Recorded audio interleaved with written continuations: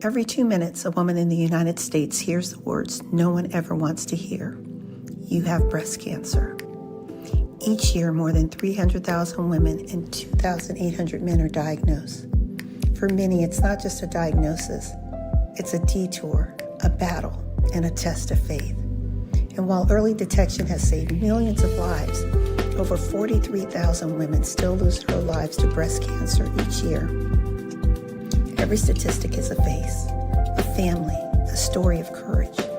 This docuseries was created to honor those stories, not through scenes of hospitals or fear, but through the lens of hope, beauty, and resilience. Because beyond the battle is where strength truly lies. It's in the faith that sustains, the laughter that heals, the community that uplifts. For 10 years, I've been a passionate advocate for breast cancer awareness, standing with women who fought, survived, and thrived, and remembering those whose light still guides us forward. Beyond the battle where beauty meets strength is a celebration of 7 women, 7 journeys, and 1 shared fight for life and legacy. Their stories remind us that beauty isn't lost in the struggle, it is revealed through it. I am LaWanna Bradford.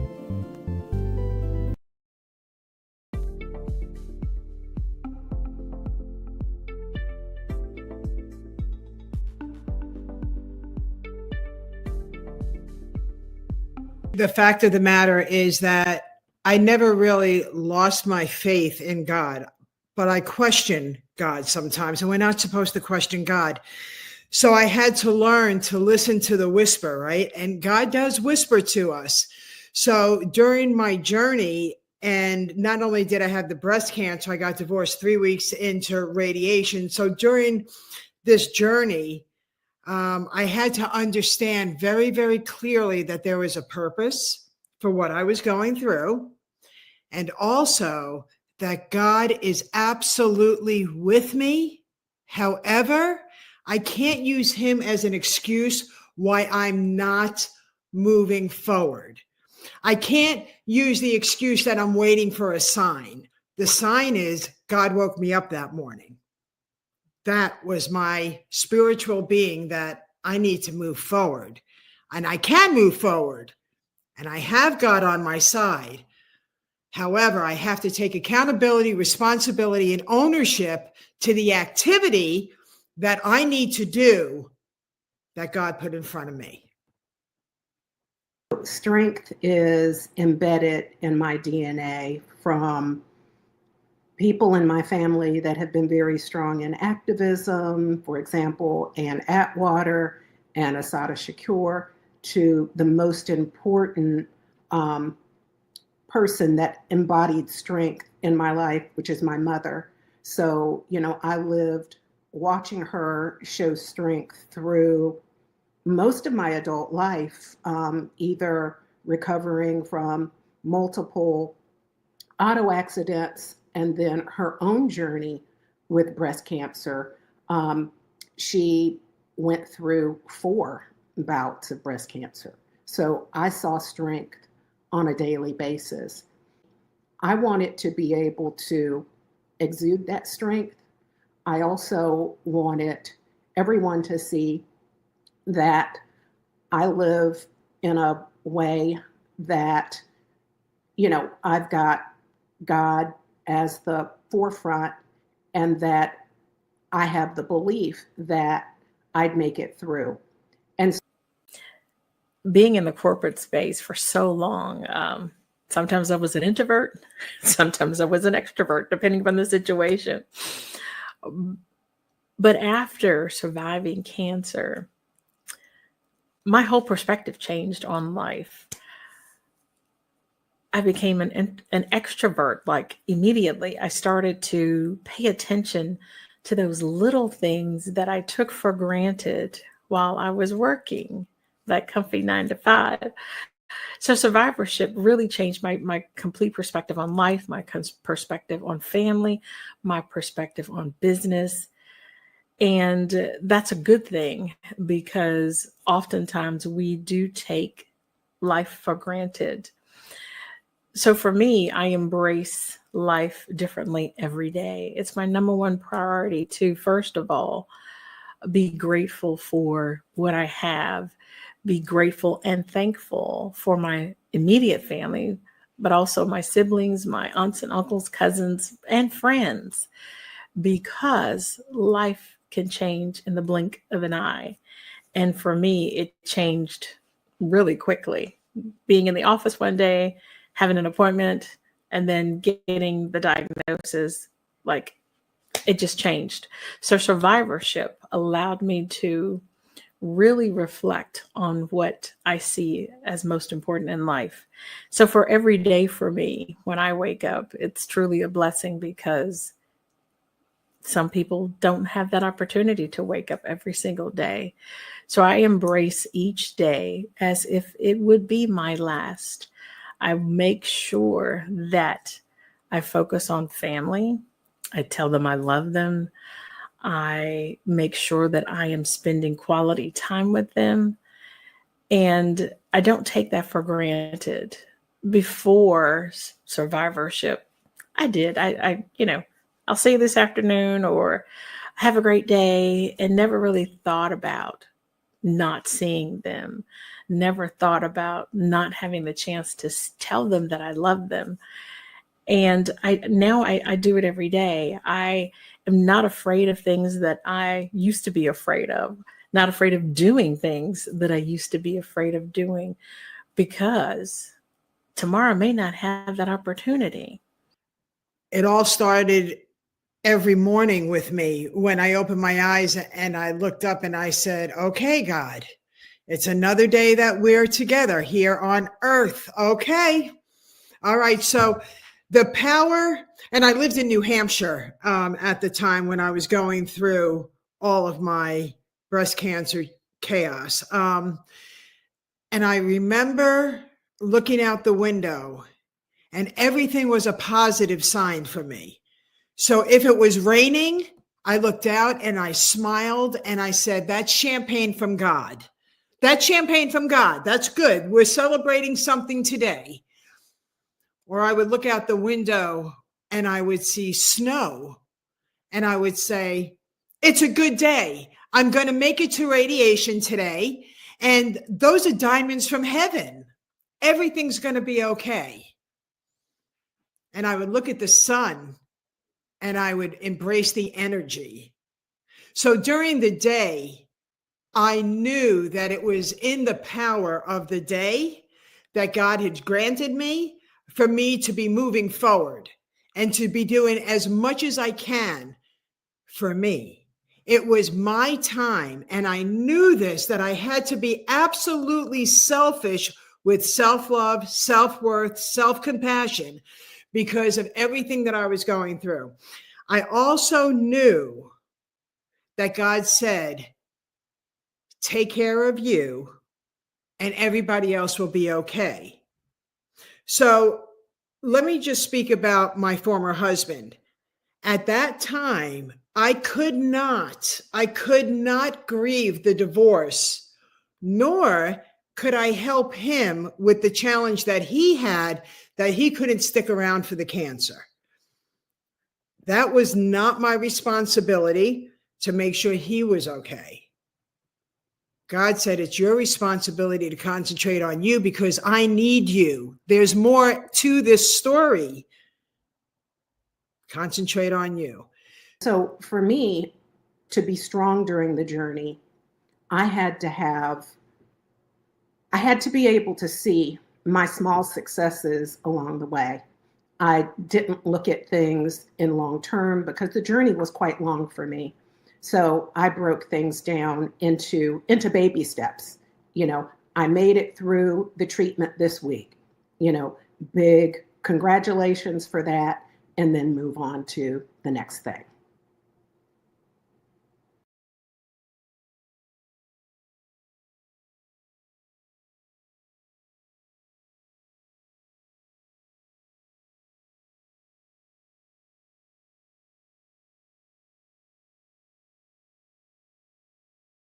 I look at everything differently in my life after breast cancer than before.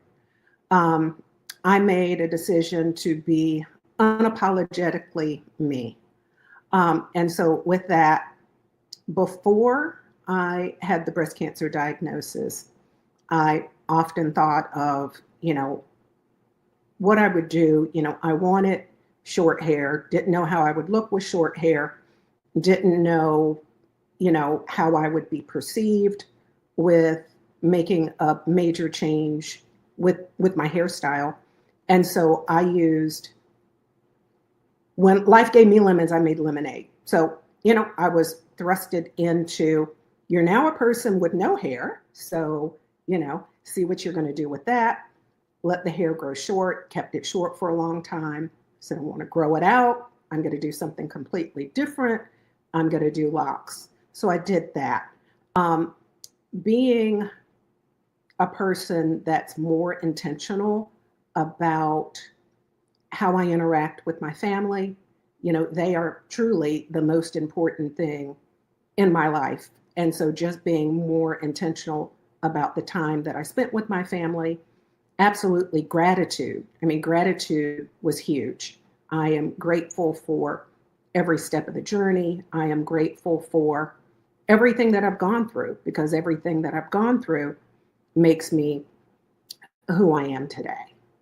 So the healing began, and what it looked like for me was, first, it started off a little scary. But yes, it was very quiet. It gave me time to really think about what I was actually going through mentally, physically, and emotionally. Mentally, I was still digesting the fact that I had survived cancer. Physically, I struggled with how my body would look, but I was okay with that one. So that one wasn't quite as bad. Emotionally, I felt really good because I was always positive about, we're going to beat this and not have to worry about it ever coming back again, because I opted to do a double mastectomy. So the healing process was okay for me. But there were times where I really needed to think about, what's next for me? What's my next phase of life? And that can be daunting at times, can be challenging at times, particularly if you haven't thought about that before. So for me, I had thought about life after corporate, not life after cancer before. So having cancer gave me that time to really flush through those thoughts that I had had previously to determine what my next steps were going to be. And so taking the time to heal physically, emotionally, and physically, but mentally preparing myself to become an entrepreneur. Having worked in the corporate space for almost 30 years, I had to figure out, how do I be my own boss, punch my own time clock, do my own thing, have my own business meetings? And how was that really going to look? And then most importantly, would I be able to survive on that? And at night, oh gosh, nights are hard, aren't they? Nights are hard. And I remember, because I was staying with my kids, I was staying with my daughter and my grandchildren and my son-in-law, and they were my light, they were my hope, they were my reason at that moment in time. And I remember the nights, and when everybody was going to bed, and we all hugged and embraced, and we all went into our own rooms. I was on the second floor with one of my granddaughters, and we would say, we're sharing a floor. We're sharing a floor. And all of a sudden, the night went very quiet, and I felt very alone. Yep. And very scared. Yep, I did. And I knew I had to come up with a solution. And I looked up at God. I said, I need help.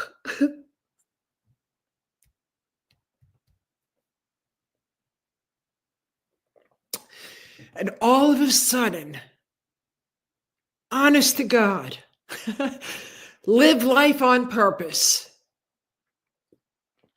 I created a pillow that would hug me at night and comfort me and replace the body that was supposed to be next to me. And now I'm going to celebrate with you, because that pillow is known all over the world as the Cuddle Me Love body pillow. And it's comforting thousands of people around the world for all different reasons. So what was the purpose of the divorce, right? I have to look at things like, what was the purpose? And the purpose of the divorce was obviously this pillow. Look it up, cuddlemelove.com. Unfortunately, everybody, I am almost completely sold out, and I am not going to be remaking the pillow. But go to the website and see the purpose of what was the purpose of the divorce, right? So I live life on purpose. In terms of my relationship, you know what? You realize that as far as relationship with your family and your family or your friends, you realize you choose your battles. You know, you can't dwell on like small things. No, don't sweat the small stuff. I realize that there are certain things in life that are not worth fighting about. And sometimes it's like, is it important to be right, or is it important to be more in harmony with your relationships? And I choose to be harmonious because I do not want to mess with my serenity. I don't want to steal my own joy by having conflict. And so I avoid that as much as I can. And most of all, I call this a toxic free zone, so that friendships, relationships, whether it business or personal relationships, I make sure that I surround myself with people who are positive, people who actually lift me up, people who are not draining my energy. I don't want to be around energy vampires. And so when you are mindful also of the right relationships that you want to attract into your world, you will find that you're going to be happier. And of course, the happier you are and the less stressed you are, the healthier you are. I've been cancer free for 10 years as of February 12th of this year. And I don't take that for granted. I don't take it lightly, because it could have been very differently for me. And so survivorship really allows you to focus on the most key important priorities of life. And at the end of each day, I do my final analysis of, I'm a checklist person, but I make sure that I have done everything that I wanted to get done that day.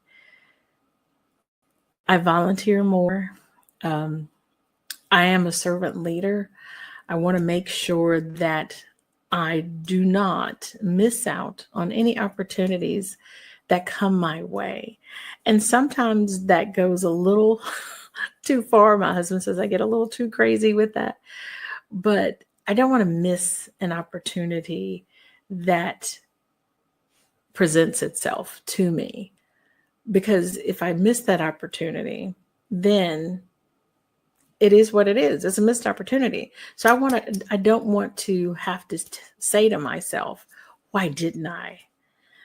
So my philosophy is no more excuses, because there's a second chance in life. And so I enjoy and I embrace my survivorship, and I try to ensure that I share my story with others, because there's someone out there that needs to hear my story or someone else's story, but they need to hear a story so that they can know that they too can be a survivor. Because cancer, it may be a diagnosis, but is not the final outcome, because you can beat any challenge that may come your way. And so survivorship has been very positive for me, and I'm enjoying every single minute of every single day that I can soak up. And then the breast cancer, goodness gracious, what was the purpose of the breast cancer? No one else in my family ever had the breast cancer. I am the first one. And my goodness, I wrote a book. It's called Squeeze My Tatas. You're only one mammogram away from knowing. It's my story of my journey from the first time I heard those terrifying words, "You've got cancer," all the way to the very first checkup hearing, "You are 1 year breast cancer free."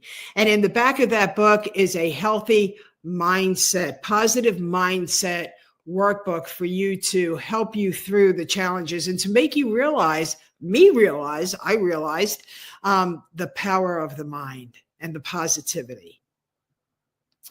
So in the thick of things, it was figuring out the purpose, and it was clear. But I held on to God a lot. And I realized that at night, if I go to sleep, and sometimes I'd go to sleep really early, I just wanted to end it. And I didn't want to feel that loneliness pain. But then the morning came, and there it was. It was either champagne from God, it was either diamonds for heaven, or it was the energy from the sun.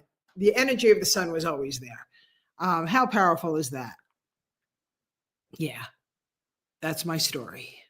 I first of all did not feel anything. There were no lumps, there were no symptoms really that would alert me to think that I could have breast cancer. I just went for a regular mammogram, and the radiologist said that, oh, it's there's something there. Let's watch for another 6 months. 6 months came, no changes. Let's watch for the next 6 months. And of course, COVID happened, and I was not able to go for that next 6 month visit. And after 1 year, I was very surprised that my next mammogram showed that there was something that could be alarming and that I needed a biopsy. And so, after the biopsy, which was a stereotactic biopsy, my breast surgical oncologist said to me, Ferlie, it is cancer. You see, my mom died of ovarian cancer, and I had a cousin who passed on from breast cancer. So I guess the um, the cautious side of me said, you know what? Let me not take any chances. And so I made that decision. I would not say that my physicians were not listening to me, but more of, they don't want to make that decision for me because it's highly individualized. So my mother was diagnosed with breast cancer when she was 69. And, her journey is truly the reason that I decided on the journey that I took. And so step back a little bit. She was diagnosed and she had a lumpectomy. Cancer came back, same breast. She had a mastectomy. Cancer came back, same breast, but in the chest wall. So she had an additional surgery to remove all that additional tissue, like almost down to the bone. And then, unfortunately, the cancer came back again. It had metastasized to her liver. And so me along with my siblings, became caretaker for her. And being a witness to that absolutely changed how I decided to deal with my journey. And so my breast cancer, I was diagnosed with my breast cancer between my mom's third and fourth diagnosis. And so in the back, as a child of someone with breast cancer, in the back of your mind is always, what will I do if I'm faced with that? And so I decided to be as aggressive as possible. Take the breast. I don't need it anymore. For me, it's not a sign of femininity. It was tissue that had offended me. And because it had offended me, I wanted it gone. Another thing that happened between my mom's third and fourth diagnoses, I was at home, completely bald, and I was fine walking in my baldness. It didn't bother me at all. But when my mom saw me, she had a very strong reaction to seeing me, and she ran out of the room. And so I didn't know why she reacted that way. So my daughter was there. She went back to talk to my mom about what happened. And so my mom told her that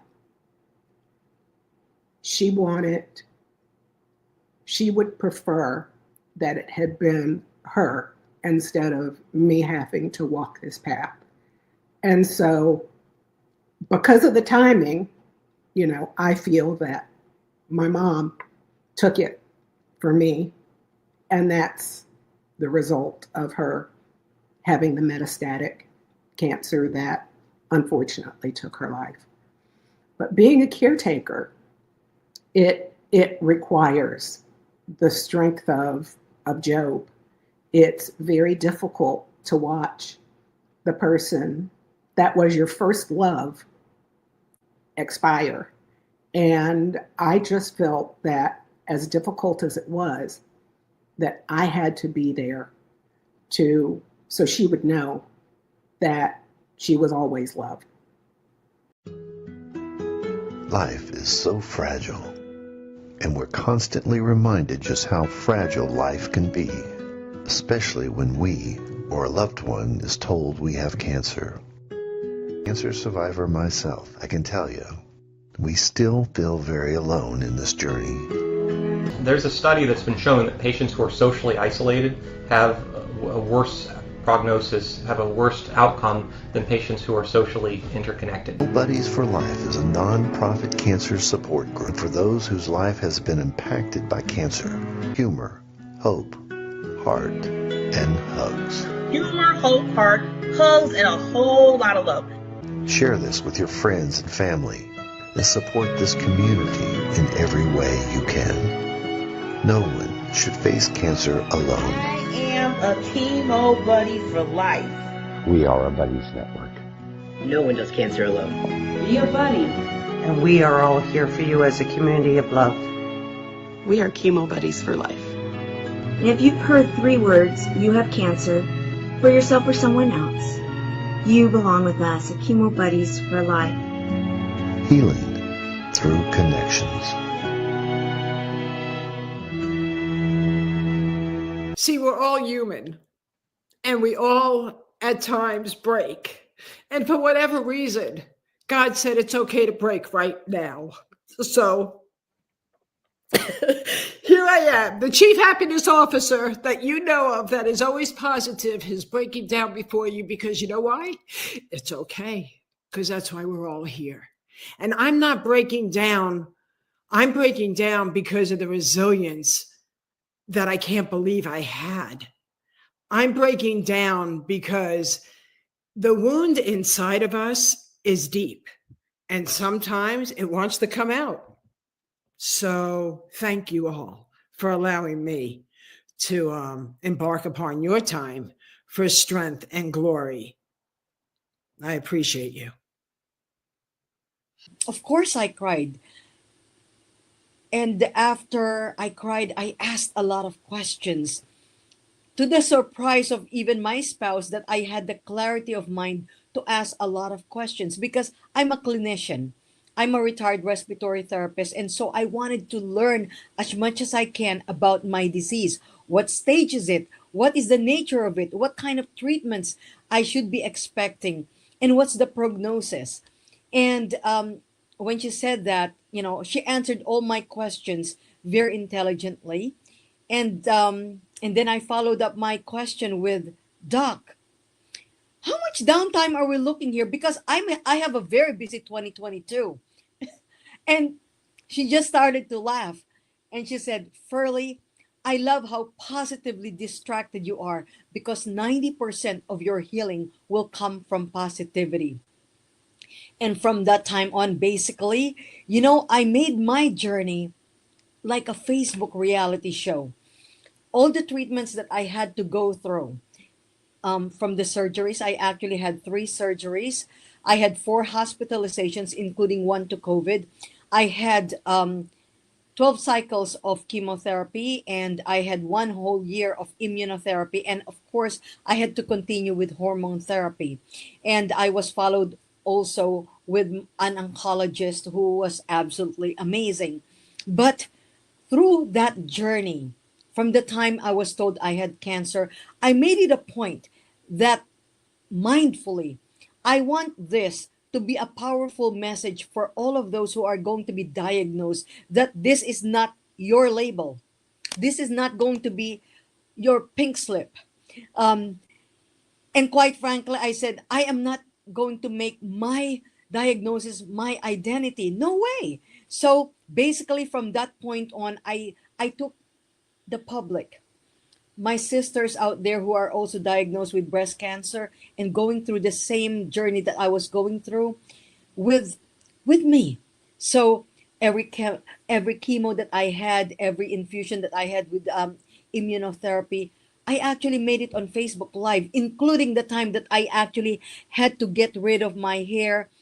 It needed to be shaved off because it was just falling off from the chemo. And let me tell you something. It was probably one of the best decisions I've ever made, because it educated and empowered and inspired a lot of people who were going through what I've been through.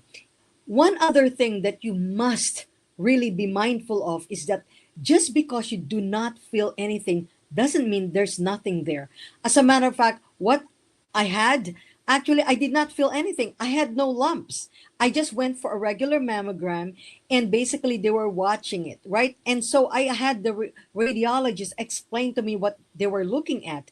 And the first ones, they were saying that it looks like scattered powder, like a confetti. Those are called microcalcifications.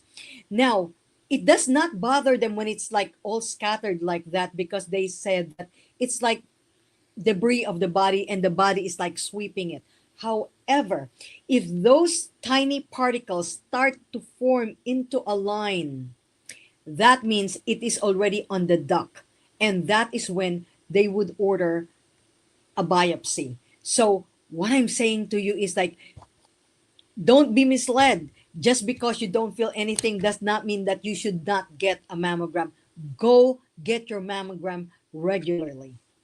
I had a very, very good relationship with my oncologist and also with my breast oncologist surgeon. We had a very open communication, and I did a lot of research myself. But when you ask them, say for example, about like prognosis, nobody can actually give you an exact answer to that because they're not God, right? But when they used, say for example, my oncologist used a predictivity, I say to a predictability. Okay, I think that's the right word for it. Chart. It tells you based on the size of your tumor, based on the stage, based on your age and what weight you are. It tells you what type of treatments you needed to take. However, say for example, with the stage that I was at, if it's more than 1.0 centimeter, you're supposed to do the treatments. If it's less than 1.0, you don't have to do anything. Unfortunately, mine was exactly 1.0. So that means it left me in a crossroad whether to do something or not. But they are not going to make the decision for you. And so they will not give you the answer because it is entirely up to the individual to decide which way you want to go. And of course, my family said, do you want to keep thinking on the back of your head what after 6 months is going to come up? So having that time for healing allowed me to really focus on me, focus on my next steps for being a provider for my family, and making sure that I could run a business effectively and efficiently. So the healing process was an exercise, I would say, but within 6 months, I had carved out my business plan, and that made the healing of the emotional and physical changes, that made it so much more bearable because I was really focusing on my next phase of life, not so much focusing on where I had come from through the devastation of being diagnosed with cancer. So believe there's a purpose.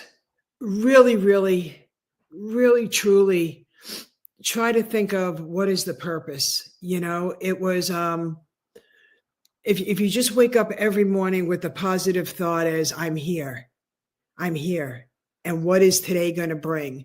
And I encourage each of you, if you love your doctors and you love your medical team, I encourage you to believe in their words. Try not to Google so much, because that could really spiral you down.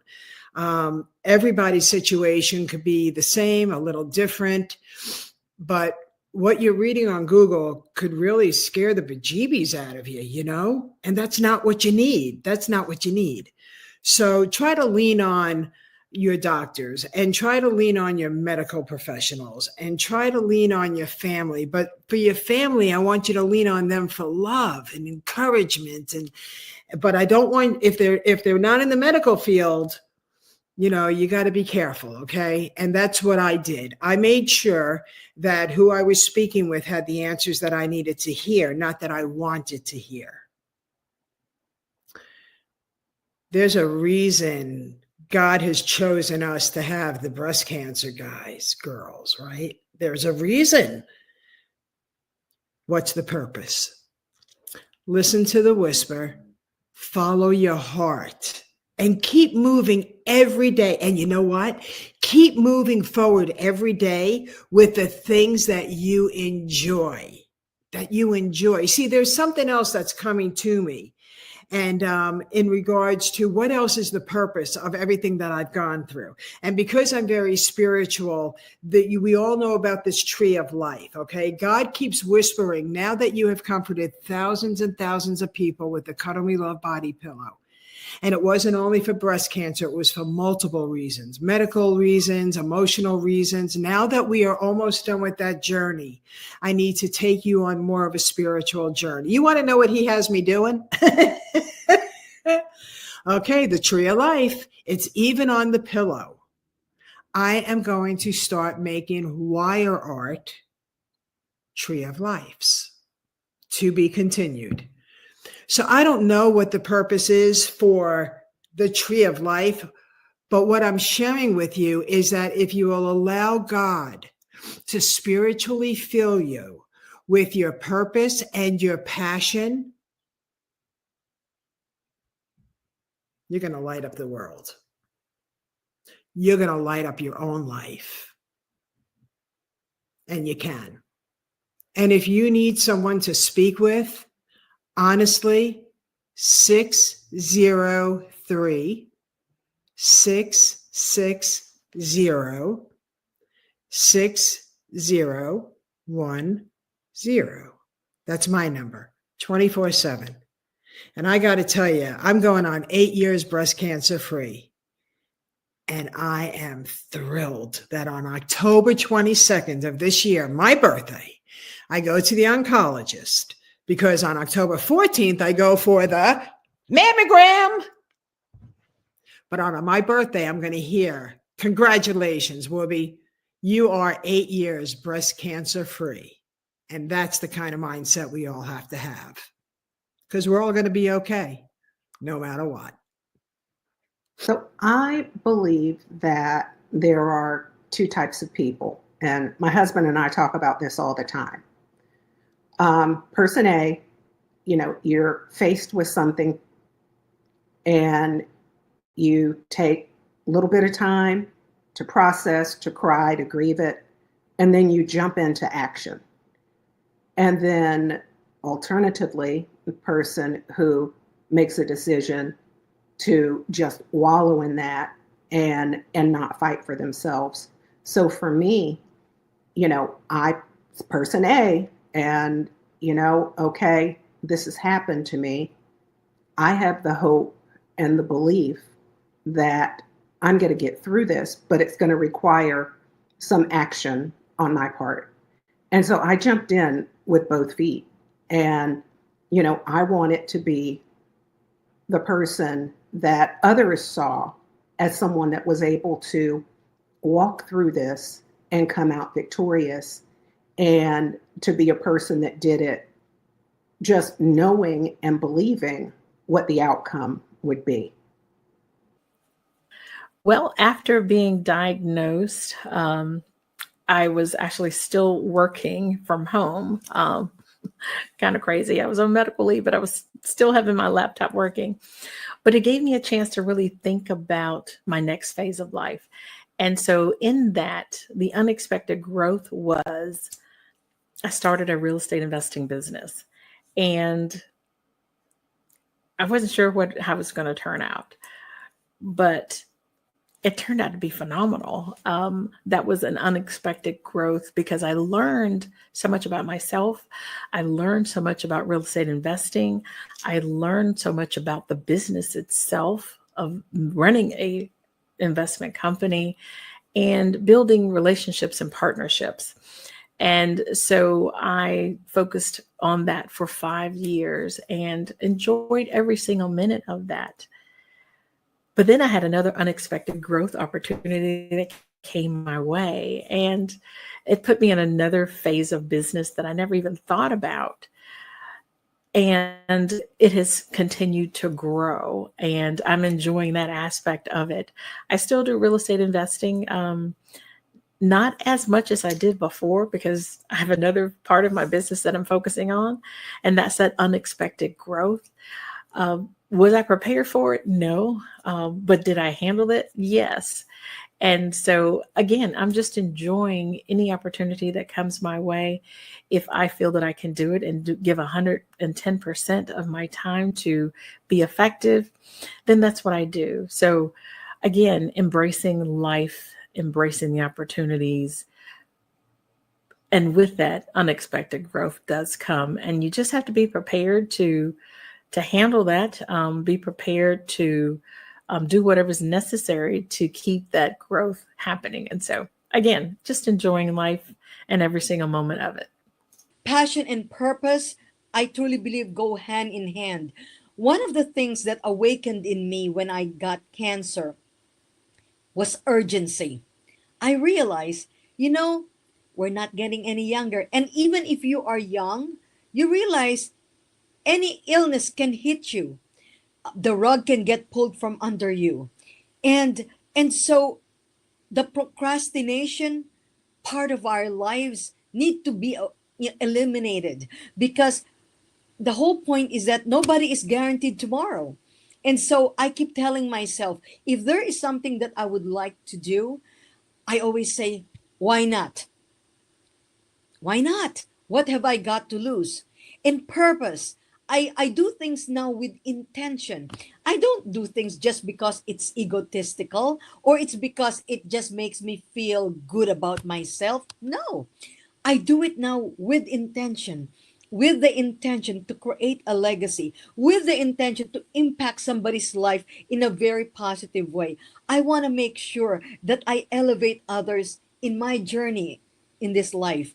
And so I find that by sharing my story of resilience through my disability when I was a respiratory therapist and I was disabled because of an occupational hazard, and after my nasty divorce, after my being widowed, after I had cancer, I realized that all of those stories actually create an impact on others because somebody out there is going through what you've been through and they can learn from you.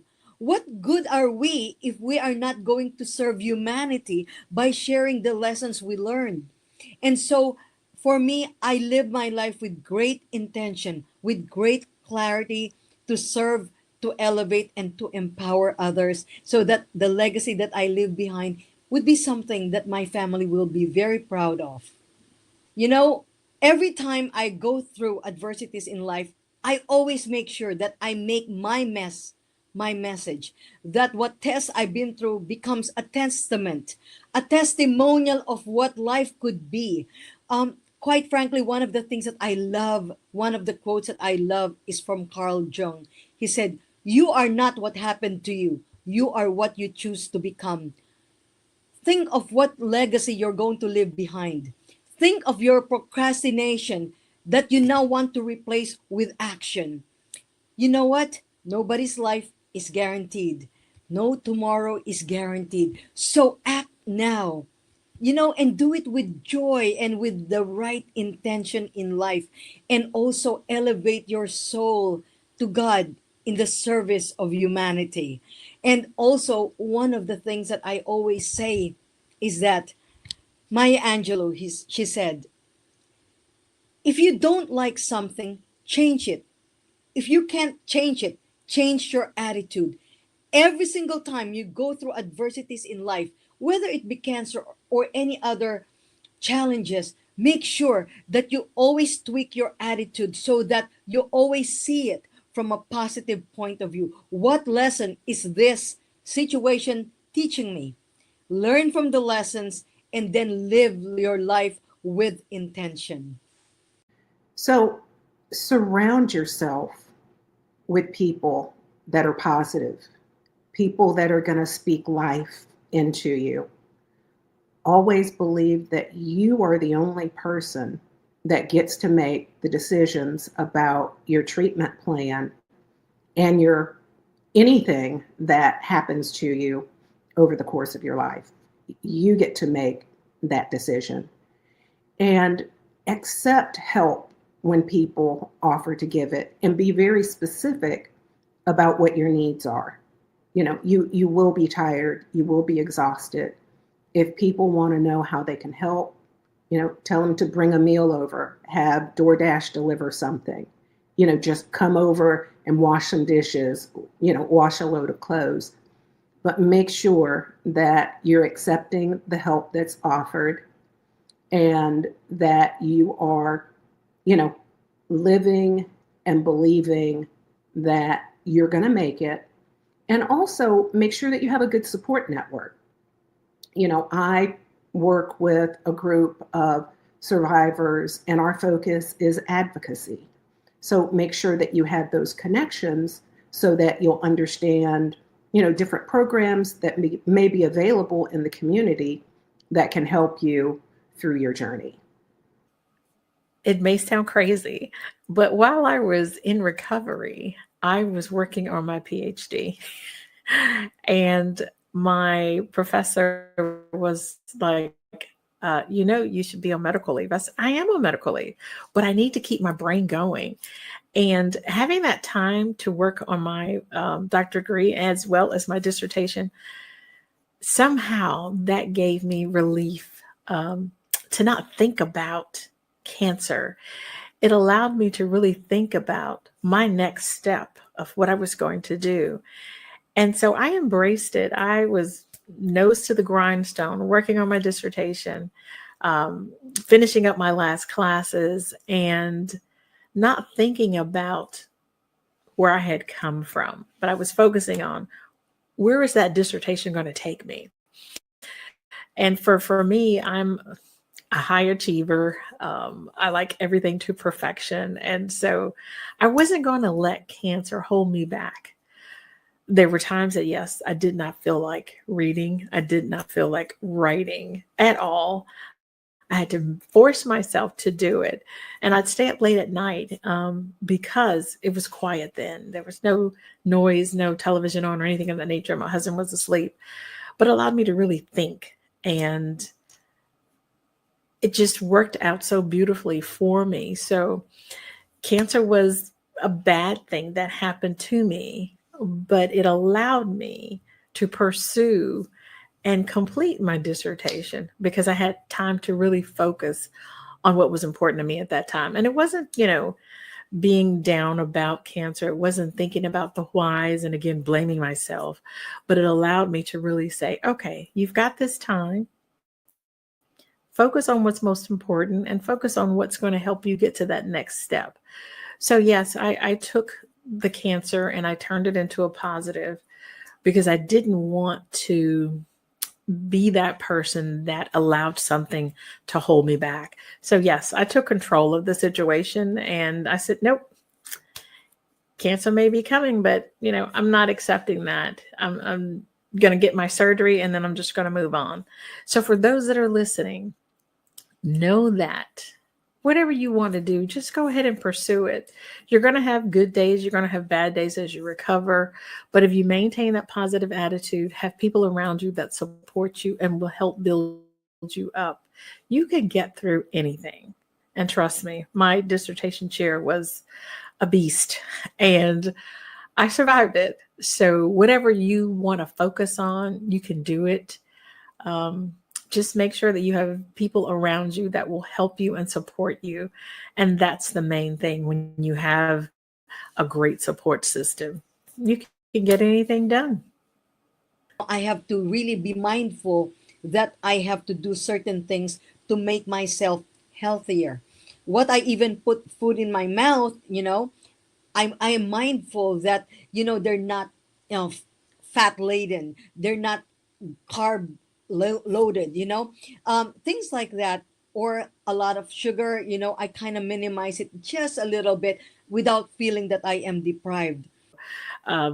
I say that the healing process for me, I learned a lot about myself. I learned a lot about how to eat healthier. And most importantly, I learned to not blame myself, because I was blaming myself that I wasn't eating correctly, I didn't exercise enough, or I didn't do the right things, or I didn't miss any appointments of mammograms, but I was blaming myself for something that I didn't do that was the cause of cancer.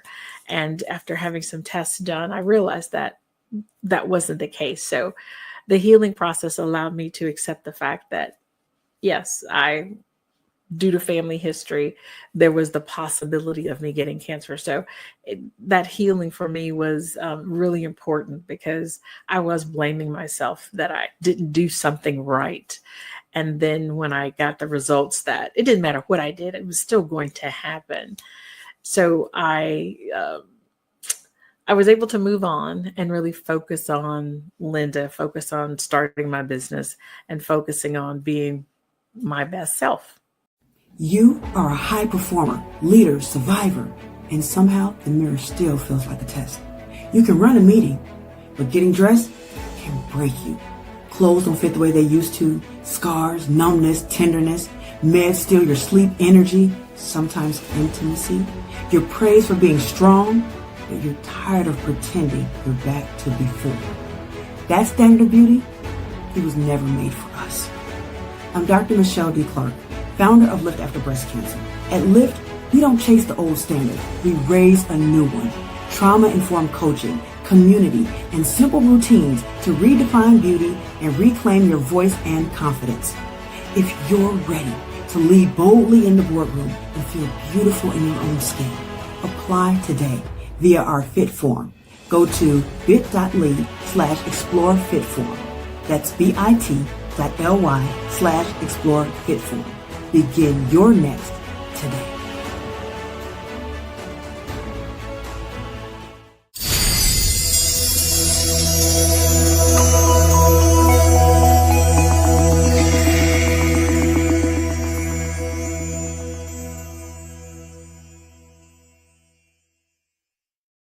You are a high performer, leader, survivor, and somehow the mirror still feels like a test.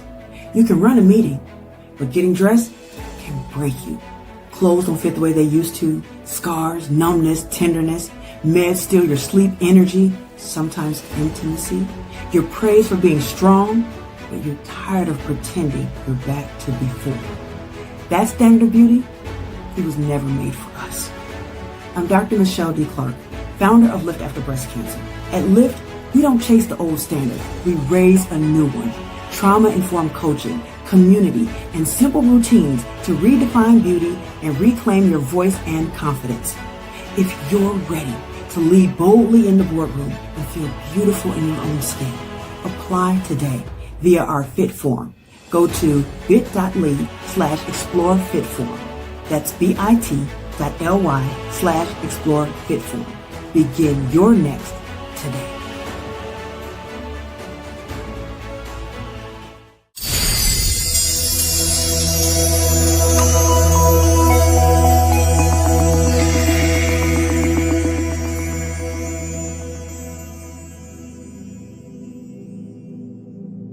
My name is Ferlie Almonte, and one of my favorite quotes is about resilience from Charles Darwin.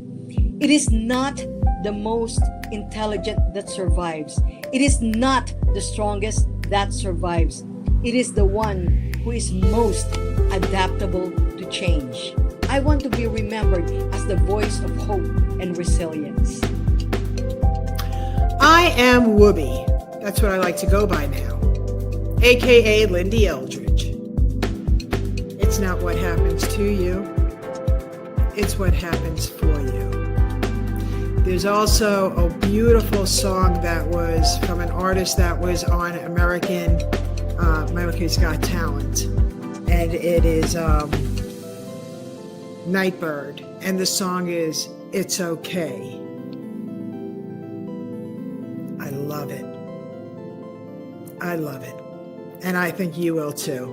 It gives you a lot of positivity and a lot of hope from a woman who is powerfully struggling with cancer. But her mindset was beautiful. And I want to share that with you. God bless each and every one of you. You're going to be okay. No question about it. We're going to find your purpose. Call me anytime. I'm Woobie. I'm your Woobie. Thanks, LaWanna. You're a dream come true. I am Selina Adams, and I am no longer accepting the things that I cannot change. I am changing the things that I cannot accept. And that's a quote from Angela Davis. So I am Dr. Linda Jordon, and I believe that for each person, we're going to face challenges. We're going to come up with reasons why we can't do something. I call those excuses. But my philosophy is live your best life each day as if it were your last. Don't want to have any regrets. So live your best life each and every day and embrace each and every opportunity that comes your way.